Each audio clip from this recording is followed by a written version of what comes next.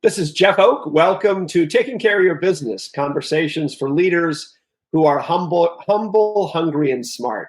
I'm absolutely delighted to have James Dussich in the studio for an interview. James is the CEO of Mint-X and a member of my Vistage group. James, delighted to have you.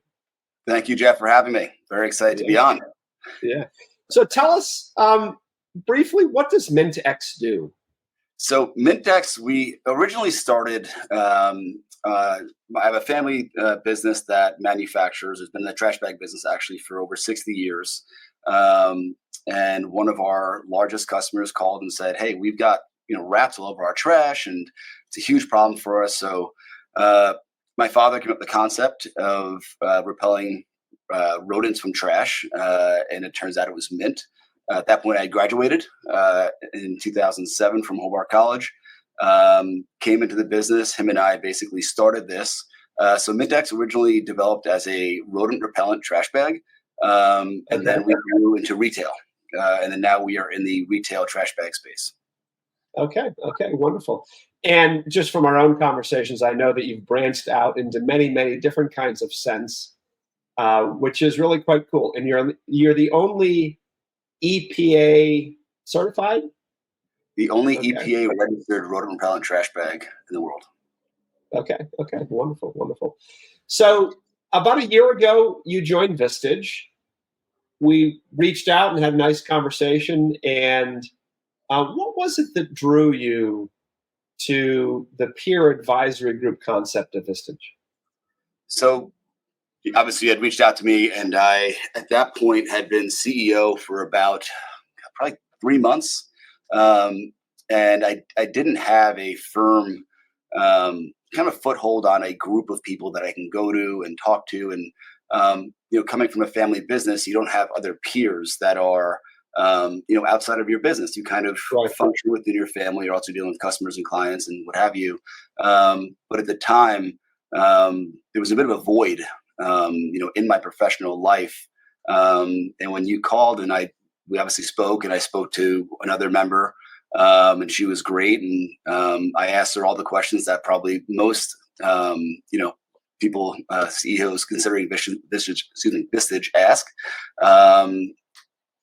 You got me to the first meeting, and it's funny because, just thinking about Vistage, and you've heard me say this obviously a lot of times, it was probably the second or third meeting where I really started to get to know the group, that it really started to make the impact. Because at first you feel a little bit nervous going in there. What is this? Does it apply to me? I'm spending one of the people like all sorts of questions. Yeah, like absolutely. One could only imagine. Yeah. And it was a great choice. Yeah. Well, and you've been such a tremendous addition to the group. Really delighted to have you. I'm going to get to impact a little bit later, but you mentioned it was at the second or third meeting. And for those who may not know, one of the elements of the Vistage platform are monthly meetings in person that run basically the entire day. How do you manage? You're a busy guy. You got a big business complex growing, lots going on. How do you manage the time commitment of that all-day meeting? It's a great question. So I'll tell you, at first, it was definitely a little bit awkward, kind of having your phone out, but not being on your phone. What I quickly learned is to manage my business properly for me to be out. And what I've done is I send out calendar invites. Well, it's a standing calendar invite now that everybody has in their Outlook calendar. And then I socialize it with them. So I spoke to them, let them know what it was. Coming from a smaller family business that we've obviously grown substantially in the past couple of years, there's not a whole lot of, it's not like corporate America where you have a lot of different, seminars and programs. So it's kind of new to them. Every month I would go and they would know I wasn't here, but it wasn't really until I kind of brought them under the tent. We actually took them to the Long Island EOS seminar. That they really got to experience this like new way of doing business. And I told them, I said, guys, every month I'm blessed enough to go and I get this kind of experience every month. And they loved it. And their reaction to it was phenomenal. So now it's not, I'm going to Vistage, which is my CEO peer group. It's at my Vistage meeting tomorrow. So, I'll be Yes. out of pocket. If you need me, text me and I'll call you during a break. But at first it was a little bit wonky, but that was probably one meeting. And now I keep my phone in the bag. I don't even have it. Yeah. No, the act of stepping away from the business, away from the day-to-day business for a day to work on the business, to really think strategically is really so critical. And it's hard to do with the demands that people have. And the work that I observe members like yourself doing in the meetings, working on your business is truly extraordinary to watch that month in and month out, and learning how you manage it in terms of socializing your workforce makes a ton of sense. Another part of the Vistage platform, of course, is the one-to-ones that you and I have privately, private executive coaching. What value do you get from those one-to-ones? So the one-to-ones, and this for any prospective Vistage member, they would notice this if and when they join Vistage. The more time we know each other, the faster the time during a one-on-one runs out. They're what I call a safe zone. It's like business therapy. So when you and I are talking, and obviously now if you and I speak, and I bring up either an event or a employee or anything of that nature, there's no like, hey Jeff, do you remember this, or refresh me on this? It's like we had the conversation yesterday. But for me, really, it's the opportunity to dig in deeper to an issue that I might be facing in business or even at home.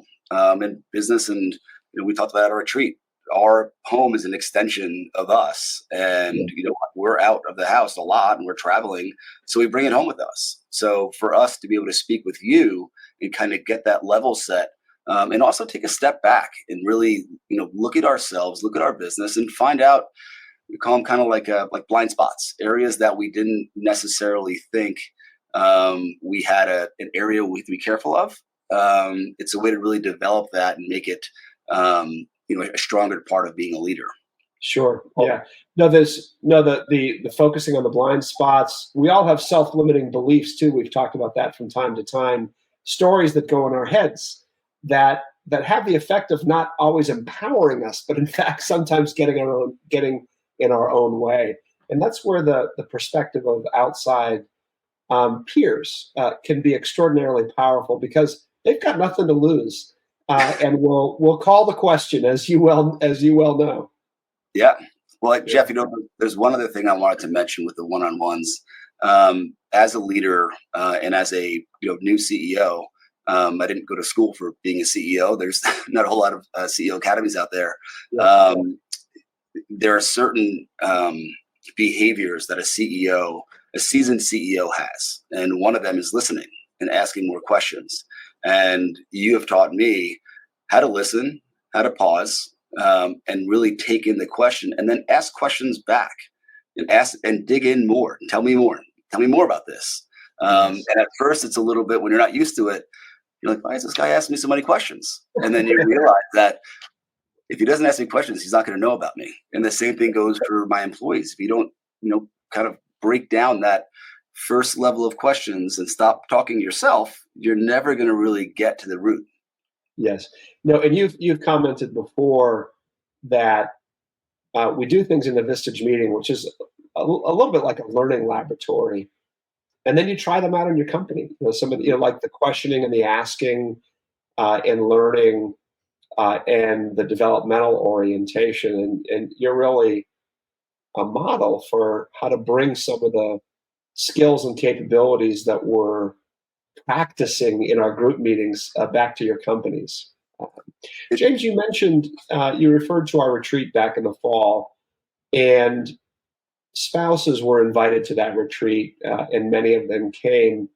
And one of the powerful moments for me was hearing from members and from their spouses about the impact of Vistage on their leadership, both personally and professionally. Talk to me a little bit about that.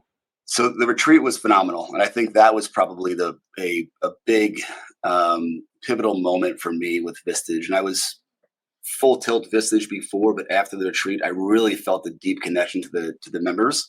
Having my wife there, we talked about this a little bit earlier, but it's difficult to, be so deep in your business all day long and then come home and, kind of poured onto your spouse or significant other or partner, and then them not able to have a kind of like a reprieve. So that in itself was great. But the impact that this has made on me, learning how to network, learning how to meet people in different industries.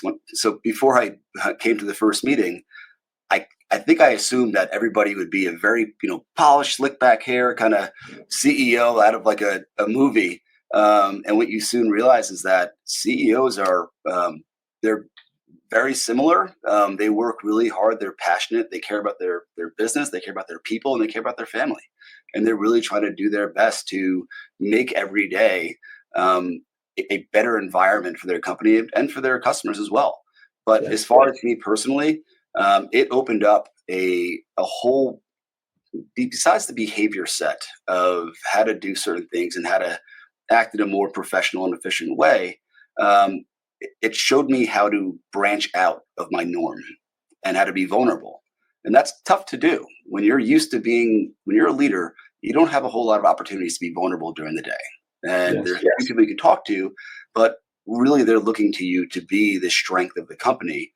So you always have to have the strong hat on, which is what we do. And we do it day in, day out.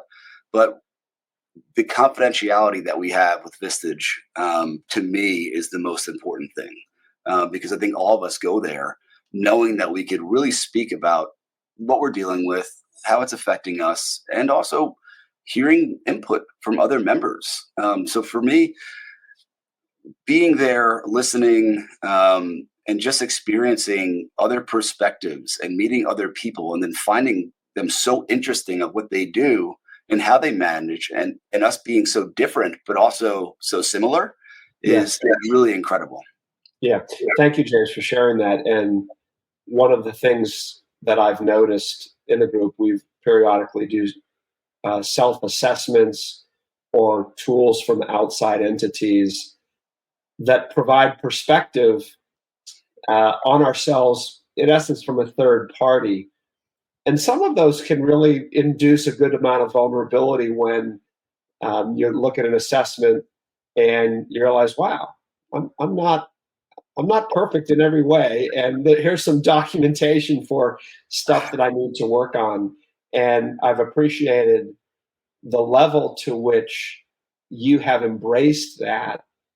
You're very learning focused, I've noticed, and are hungry for those kind of outside perspectives, not only from the members, but from some of these assessments and other tools that really shed light on our own leadership, both those areas that are towering strengths for us, but also those areas that are opportunities. And earlier today, we were talking about some of your own towering strengths in the midst of course, talking about all the things that we're working on as leaders. Thank you for sharing.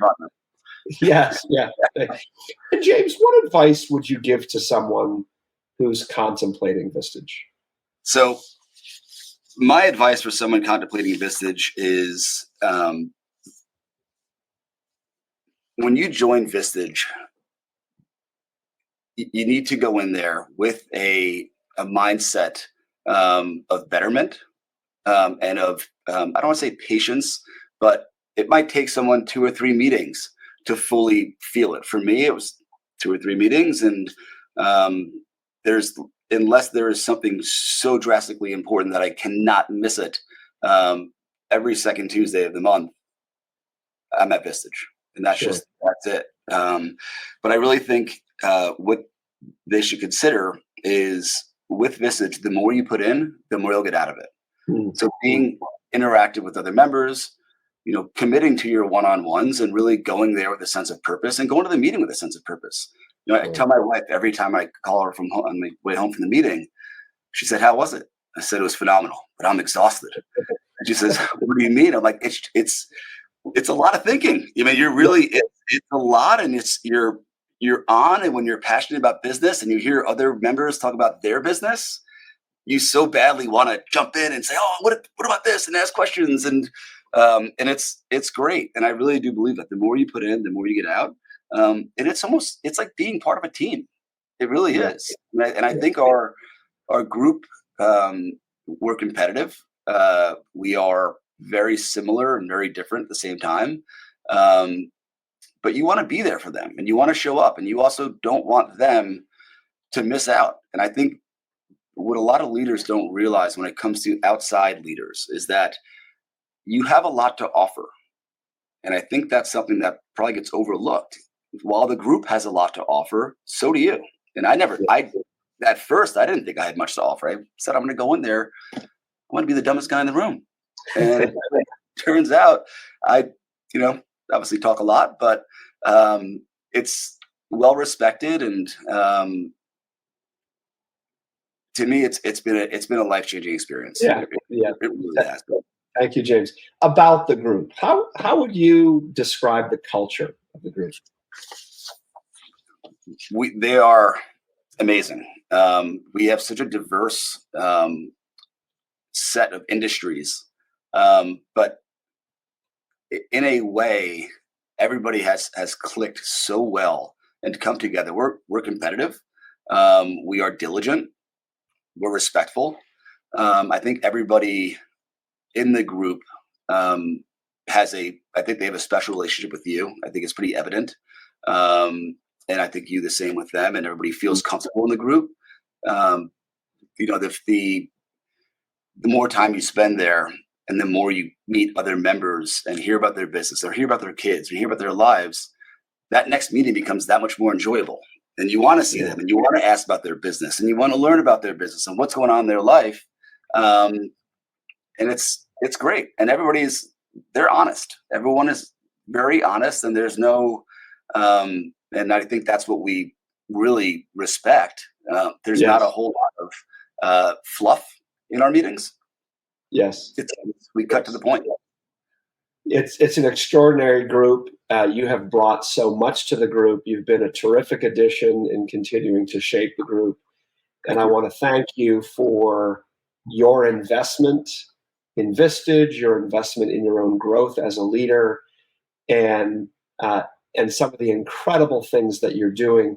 Makes me so proud and excited for you, for your family, for your company, for the impact that you're having on the community. You've been on the cover of Manhasset Living. You were the Business Person of the Year for Northwell and led their biggest one-day golf campaign. You've contributed so much to the group, to your company, to the community.